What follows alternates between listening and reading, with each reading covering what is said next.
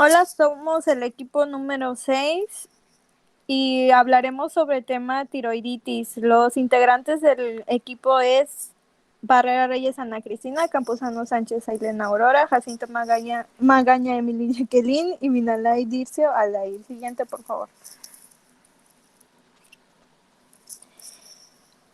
Bueno, ¿qué es la tiroiditis? Es un grupo heterógeno de padecimientos de la glándula tiroides secundarios a un proceso inflamatorio desarrollado a través de varios mecanismos. Sus características son que tienen diferentes manifestaciones clínicas, cursan con eutotiroidismo o difusión tiroidea que puede ser transitoria o definitiva. La prevalencia oscila desde enfermedades poco frecuentes hasta la causa más común de hipertiroidismo del adulto. Siguiente.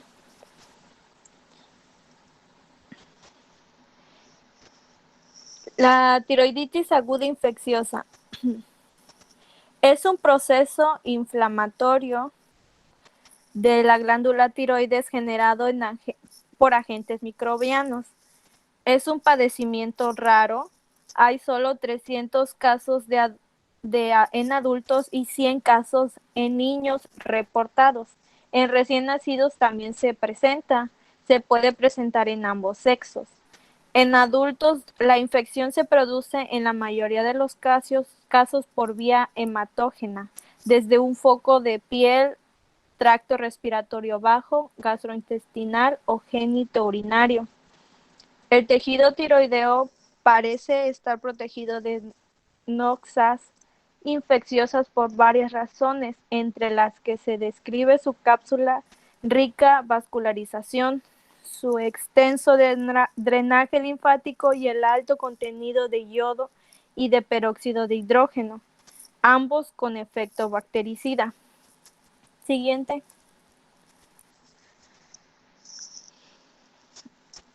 Las causas principalmente son bacterias, como lo son el Streptococcus pyogenes, el Staphylococcus aureus y con menor frecuencia la Escherichia coli y Salmonella typhimurium. En ocasiones, micobacterias, hongos, protozoarios y hasta parásitos. En la mayor parte de los casos la evolución es aguda, de manera excepcional, crónica y por la gravedad del proceso inflamatorio supurativa o no supurativa. En otros mecanismos etiopatogénicos descritos son la laceración esofágica por un cuerpo extraño con penetración a tejido tiroideo y posterior infección, traumatismo agudo cervical, complicación de una punción diagnóstica e invasión neoplásica desde estructuras adyacentes. Siguiente. Tiroiditis subaguda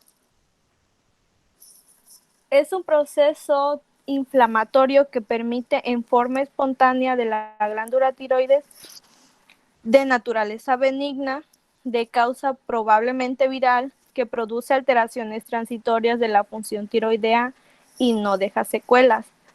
En 1895, el otorrinolaringólogo Niels reportó 15 casos que denominó tiroiditis simple. Sin embargo, se considera que la primera descripción la hizo el cirujano Fritz en 1934 y por eso lleva su nombre. Siguiente.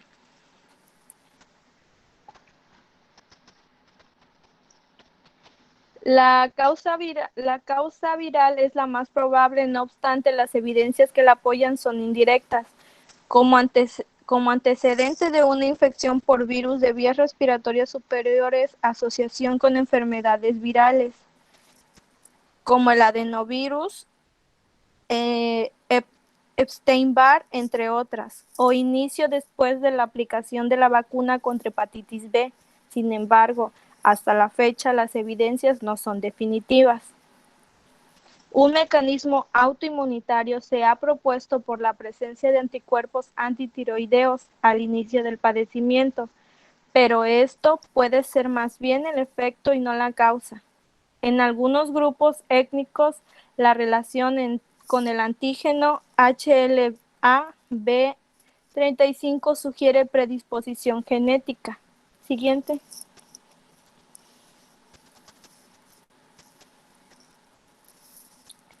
Tiroiditis autoinmunitaria o de Hashimoto. Es la afectación en la que el propio sistema inmunológico ataca la glándula tiroides. La autoinmunidad de la glándula parece ser un defecto heredado que causa regulación anormal de la respuesta inmunitaria. Es una tiroiditis indolora asociada a la presencia de anticuerpos contra la tiroperoxidasa, anti-TPO y con mucha frecuencia contra la tiroglobulina, anti-GE y la existencia de infiltrados linfocitarios en la glándula tiroidea. En este tipo de tiroiditis se puede desarrollar un hipotiroidismo de forma lenta y generalmente progresiva y afecta de 2 a 4% de las mujeres y 1% de los varones. Siguiente. El mecanismo patógeno principal se atribuye a la infiltración de los linfocitos B y T citotóxicos para la producción de anticuerpos antitiroideos. Así, destruyen las células foliculares tiroideas que, de acuerdo con el tipo de antígeno, desarrollan la enfermedad de Graves o hipertiroidismo. La causa es parcialmente conocida, una combinación de susceptibilidad genética y factores ambientales que rompen la tolerancia inmunológica. El mecanismo sobre cómo se desarrolla se desconoce. Siguiente. Tiroiditis silenciosa o indolora. Es una reacción inmunitaria de la glándula tiroides variante de la tiroiditis de Hashimoto. Sus características son cuadro de tirotoxicosis transitorio similar a la tiroiditis subaguda y también son sin dolor. Como dato tenemos que es importante identificarla para no administrar tratamientos innecesarios. Siguiente. Tiene muchas similitudes con la tiroiditis de Hashimoto. La razón por lo que es transitoria no se conoce. Es probable que se trate de la lesión autoinmunitaria subclínica con un factor ambiental desencadenante y cuando este desaparece remite el cuadro. Las causas posibles son infección, fármacos, otras enfermedades endocrinas y traumatismo. Comparte con la tiroiditis de Hashimoto la asociación con HLA-DR3 y HLA-DR5. Siguiente.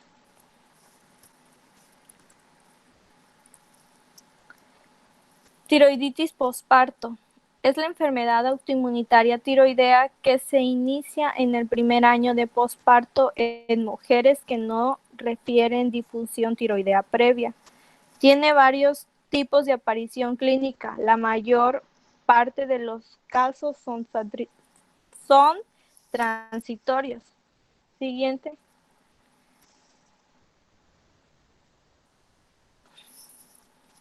Las evidencias que apoyan su naturaleza autoinmunitaria son varias. En primer término, los anticuerpos antitiroideos están elevados.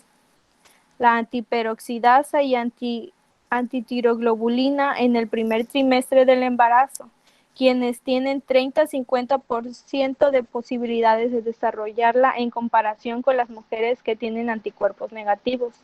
Otras evidencias son infiltración de linfocitos, disminución de linfocitos T reguladores, alteraciones en la dinámica de las inmunoglobulinas, activación del complemento y la relación con ciertos antígenos de histocompatibilidad.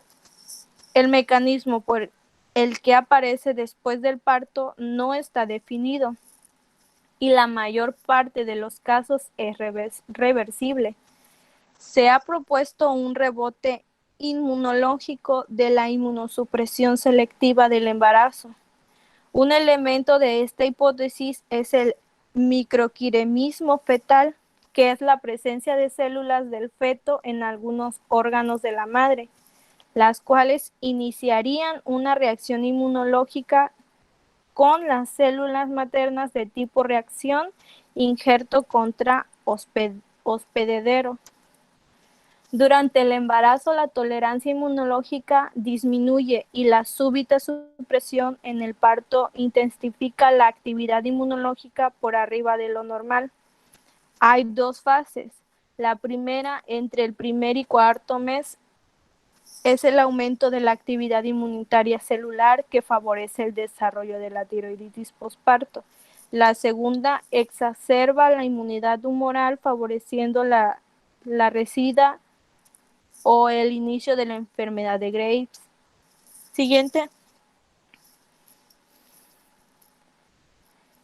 Y por último, la tiroiditis de Riedel. Es una enfermedad inflamatoria crónica de la glándula tiroides, conocida como estruma de Riedel, tiroiditis leñosa o tiroiditis fibrosa invasiva. Es una enfermedad rara en la cual el tejido fibroso reemplaza el parénquima glandular y se extiende a estructuras adyacentes. Bernard Riedel, en el Congreso Internacional de Cirugía en 1894 y 1896, la representó como un crecimiento pétreo de las glándulas tiroides. Siguiente.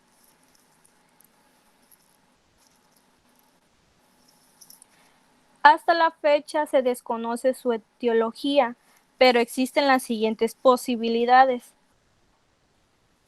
La localización en el cuello de una enfermedad sistémica fibrosante, una variante fibrosa de la tiroiditis de Hashimoto, la etapa final de una tiroiditis subaguda. Un factor inmunitario se ha sugerido por la infiltración de polimorfonucleares, vasculitis y anticuerpos antitiroideos existentes, así como la asociación con enfermedades tiroideas y no tiroideas autoinmunitarias. Recién se ha mencionado la relación con enfermedad sistémica relacionado con inmunoglobulina 4. Este es un síndrome reconocido recientemente en el que varios padecimientos comparten características clínicas, serológicas e histopatológicas, considerando que la tiroiditis de Riedel es una manifestación órgano-específica de una fibroesclerosis multifocal idiopática en virtud de su relación con fibrosis retroperitoneal, mediastinitis fibrosa, colangitis esclerosante, pancreatitis, fibrosis lacrimal y ocular. Siguiente. Fisiopatología de la tiroiditis aguda infecciosa. Esta glándula tiroides por lo general es resistente a las infecciones por ser un órgano encapsulado, hipervascularizado y con una elevada concentración de yodo, el agente infeccioso, por lo cual puede llegar a tener varios mecanismos.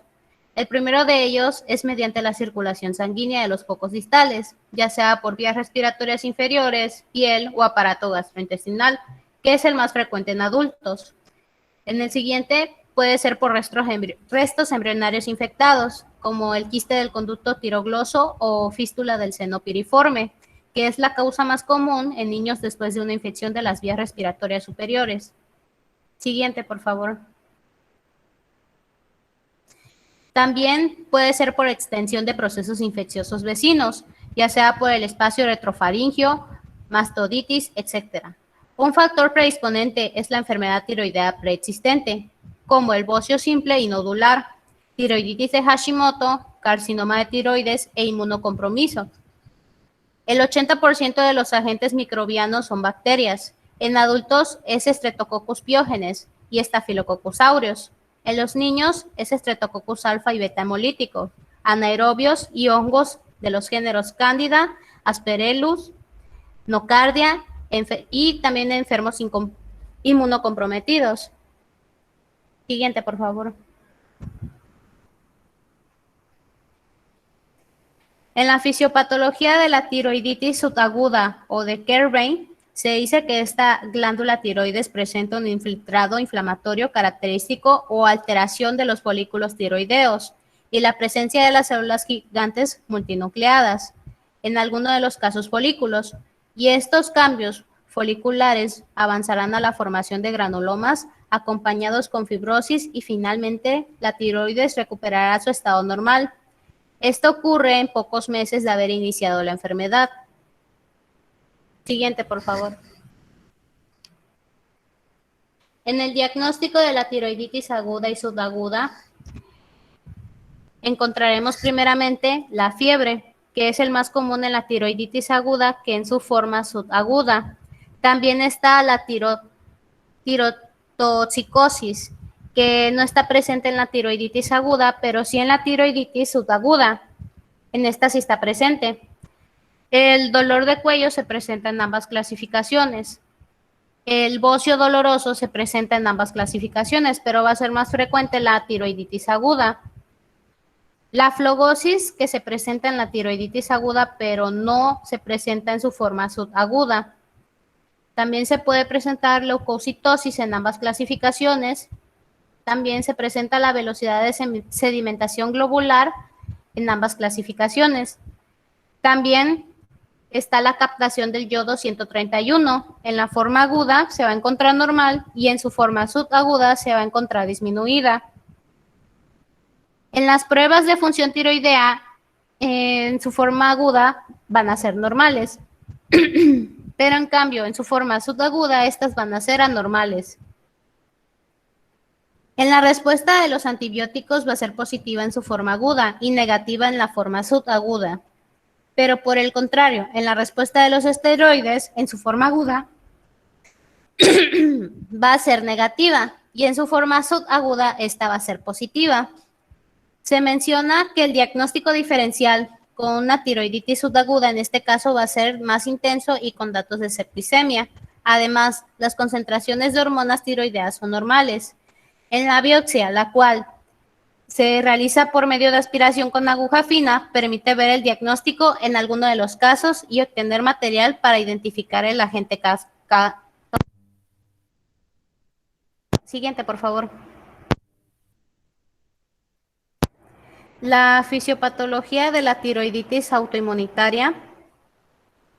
Esta puede ser causada ya sea por disposición genética, donde vamos a encontrar virus o toxinas causales que van a activar las células T intratiroideas. Estos van a afectar directamente a las células tiroideas, por lo que el receptor TSH y otras proteínas son procesadas como antígenos, y bien los antígenos principales van a ser la TG, la peroxidasa tiroidea y los receptores de TSH.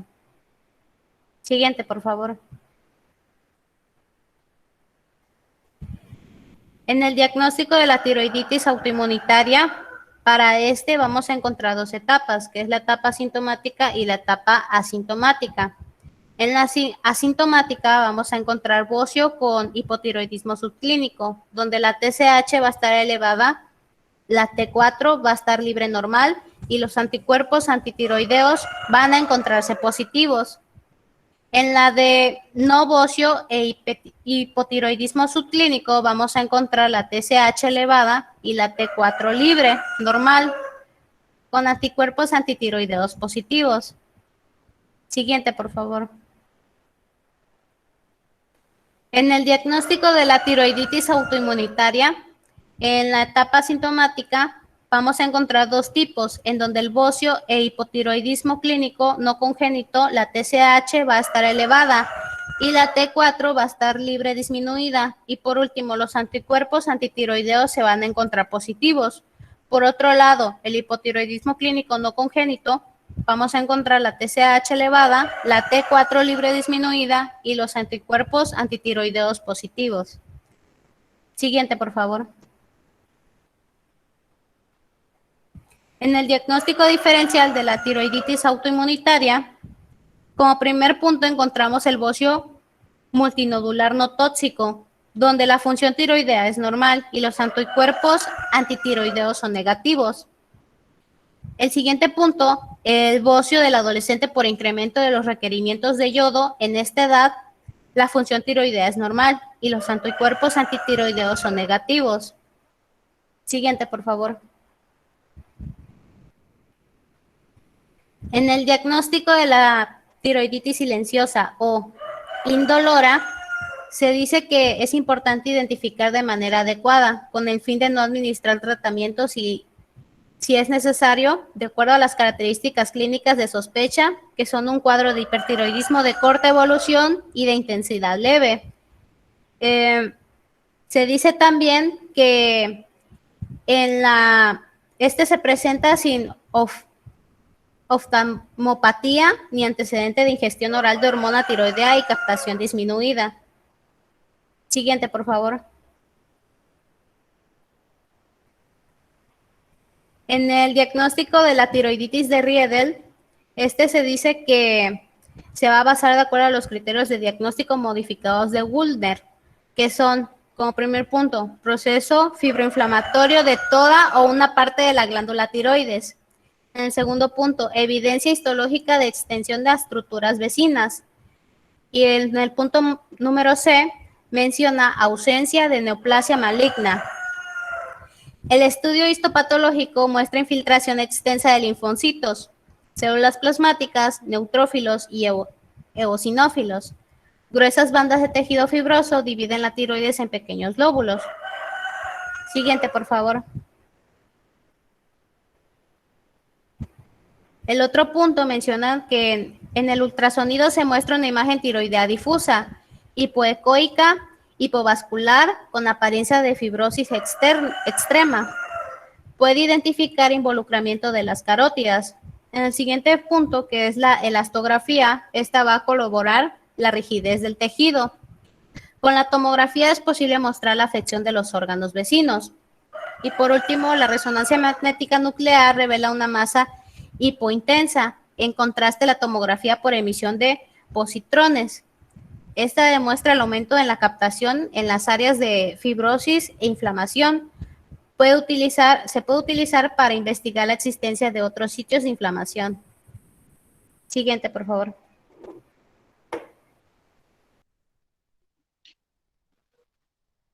Y bueno, en cuanto al tratamiento, se realiza mediante un frotis y un cultivo de material obtenido por punción, donde se identifica el germen hasta en un 90% de los casos y en un 70% si son bacterias y en un 15% si son hongos. El resto es por flora polimicrobiana, donde el tratamiento requiere de una hospitalización para su hidratación y una aplicación parenteral de antibióticos. Cuando no se identifica el germen en los adultos, se recomienda una gentamicina y una cefalosporina de tercera generación. En los niños está indicado una clindamicina y una cefalosporina de segunda generación.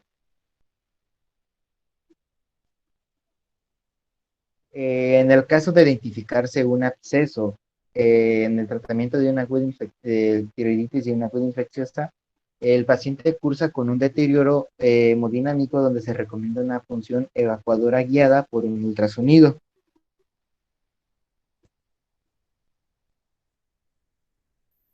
También se puede realizar en caso de una septicemia la tiroidectomía, que también está indicada para el caso de los adultos. Pero en los niños es más recomendable la extirpación del seno piriforme. El tratamiento para una tiroiditis subaguda o de Kervine, el control del dolor es lo más importante. En casos leves se logra con salicilatos o antiinflamatorios no esteroideos, AINES. Cuando es grave se requiere de un esteroides o dosis antiinflamatorias como 40 miligramos de prednisona, lo cual proporciona un drástico control de 24 a 48 horas.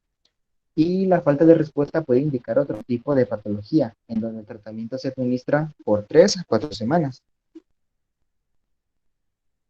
Para también algunos casos que son recidivantes, hay que reiniciar el esteroide, donde se recomienda usar la levotiroxina para inhibir el incremento de la tirosina. Cuando las manifestaciones de tirotoxicosis son graves, se usan beta bloqueadores y pues no están indicados en los fármacos antitiroideos.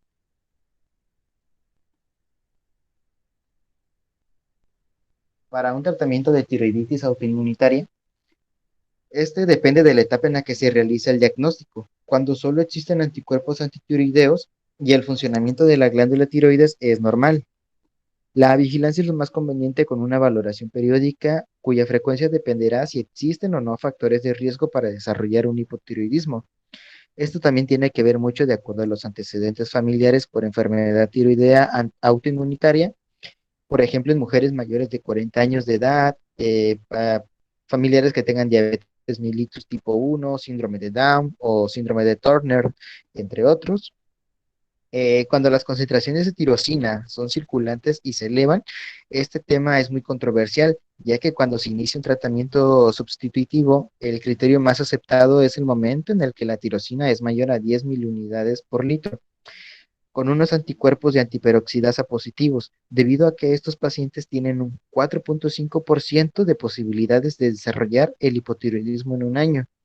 Entonces, teniendo en cuenta que el tratamiento no modificará los síntomas que existen en ese momento, si bien tampoco detiene la evolución del proceso, pero sí evitará que se experimenten las manifestaciones clínicas del hipotiroidismo.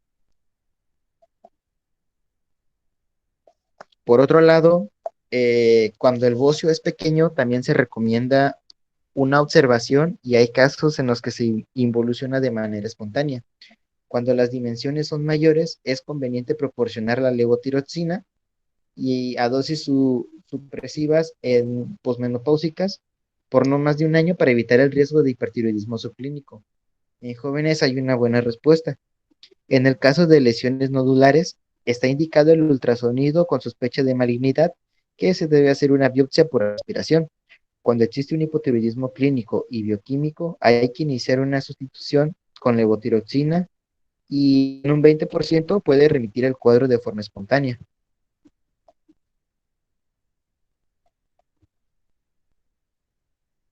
Para el tratamiento de una tiroiditis silenciosa o indolora, estos son casos mucho más graves en los que está indicado el uso de betabloqueadores y calmantes.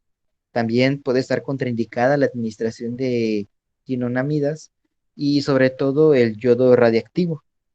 Pero cuando la gravedad de los síntomas no es importante, no requiere un tratamiento. En estos casos más graves está indicado el uso de betabloqueadores calmantes y pues debemos de evitar la administración de las tinamidas principalmente, ya mencionado, y el yodo radiactivo. Esto principalmente cuando no existe un hipotiroidismo, de acuerdo a su intensidad y se administra la levotiroxina durante una temporada. En el caso de una tiroiditis posparto, esta en la fase de tirotoxicosis es recomendable el uso de betabloqueadores y de levotiroxina en la etapa de hipotiroidismo, sobre todo si las manifestaciones son graves, donde no hay acuerdo es el tiempo que debe de administrarse. Algunos autores recomiendan el tratamiento continuo y en especial si se planea un nuevo embarazo. Otros indican que puede ser de 6 a 9 meses. Para el tratamiento de tiroiditis de Riedel, por lo general se practica una cirugía, lo cual roba el diagnóstico y mejora los síntomas obstructivos, limitándose a extirpar el istmo, ya que el intentar un procedimiento mayor aumenta complicaciones como la lesión de los nervios laríngeos y hipoparatiroidismo. El tratamiento médico intenta disminuir la progresión de la enfermedad y debido al número limitado de los casos, ningún tratamiento médico ha sido posible validarlo.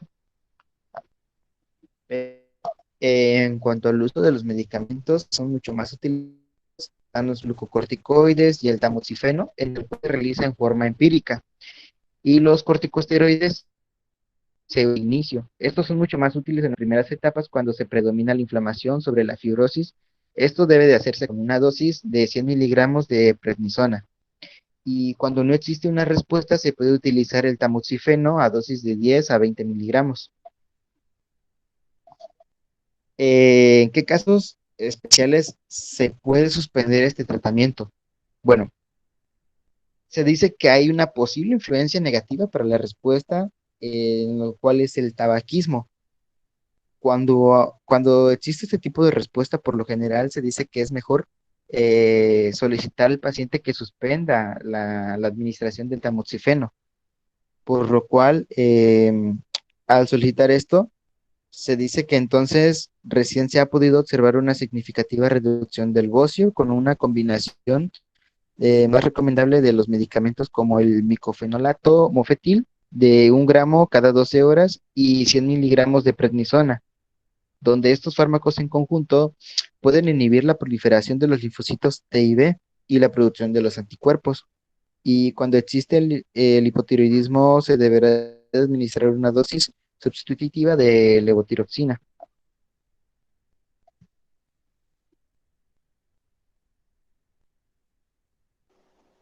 Ahora vamos a seguir con lo que es el pronóstico de tiroiditis. Puede haber complicaciones cardiovasculares. Esto se debe por la deficiencia de lo que son las hormonas tiroideas. Esto provoca alteraciones no genómicas y genómicas en el miocardiocito. Esto deteriorando su contractibilidad y produciendo un aumento en lo que es la resistencia vascular periférica, que se acompaña de lo que es la diseminación y disminución de la relajación de lo que es el ventrículo, lo que da como resultado una disfunción diastólica. También tenemos el riesgo aumentado de arritmias, también lo que es la crisis tirotóxica. Esta también se conoce como tormenta tiroidea o crisis tirotóxica. Se define como una manifestación extrema, de hipertiroidismo que, aunque es poco frecuente, provoca un riesgo habitual. Aparece en 1 al 2% de los casos de lo que es la tiroiditis. También tenemos lo que es el riesgo de cáncer, ya sea por herencia o por hábitos del paciente. Un ejemplo podría ser un paciente que es fumador.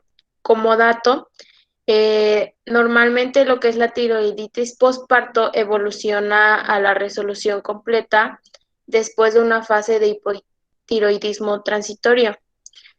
Sin embargo, esto lleva de un 20 a 30% de los casos. Siguiente, por favor.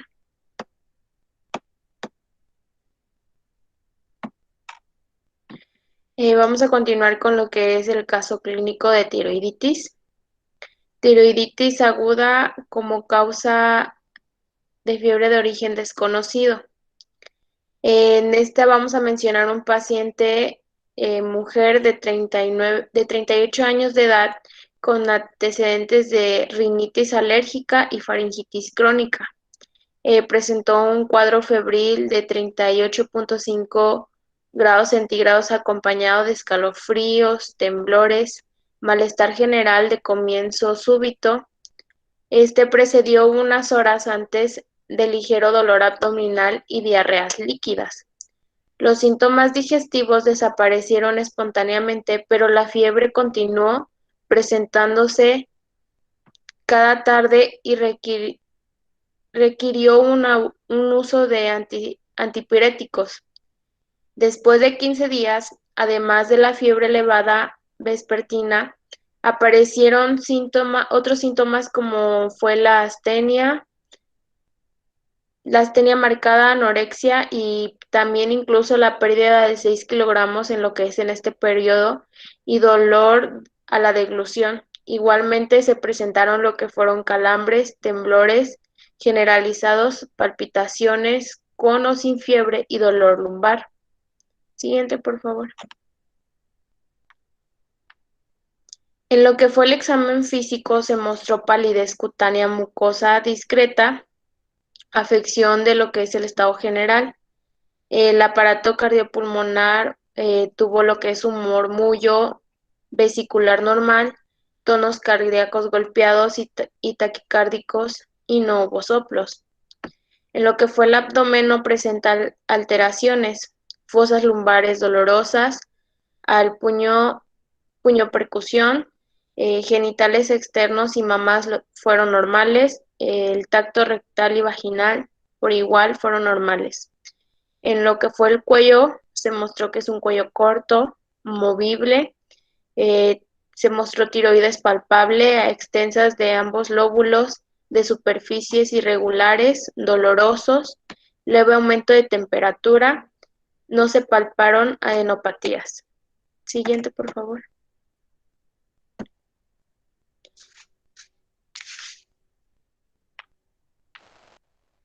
Bueno, se impartió lo que fue tratamiento con ciprofloxacina, 250 miligramos, que fueron 2 tabletas cada 12 horas durante 6 días. Los urocultivos y contenetos de ADIS, 2 horas repetidos fueron normales, pero persistió fiebre de 39.5 grados centígrados. Se realizó a los 24 días gota gruesa y ecocardiografía, lo que resultaron normales. Ecografía de tiroides del lóbulo derecho de 64 por 14 milímetros con nódulo de 2 centímetros y lóbulo izquierdo de 48 por 15 milímetros. No adenopatías, pero sí dolor en lo que fue la región cervical anterior. Gemografía tiroidea con TC99 puso de relieve una distribución escasa e irregular con baja captación del trazador. Con la sospecha de hiperfusión tiroidea, se realizó la cuantificación de hormonas tiroideas y apareció una elevación de T4 con 184 miliosmoles por kilogramo. En T3 y TSH fueron normales. Siguiente, por favor.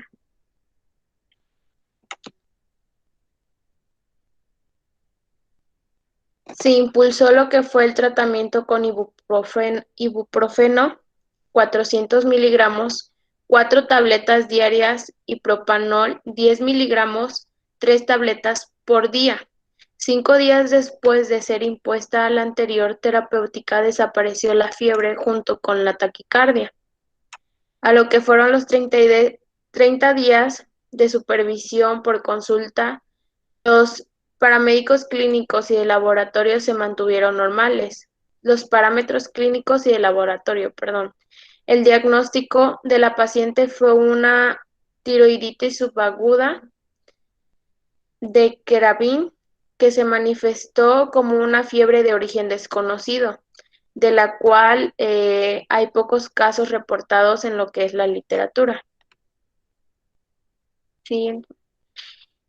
Y por último, esta es la bibliografía consultada por el equipo, que es del libro de Endocrinología Clínica de Dorantes y Martínez del año 2016. Muchas gracias por su atención.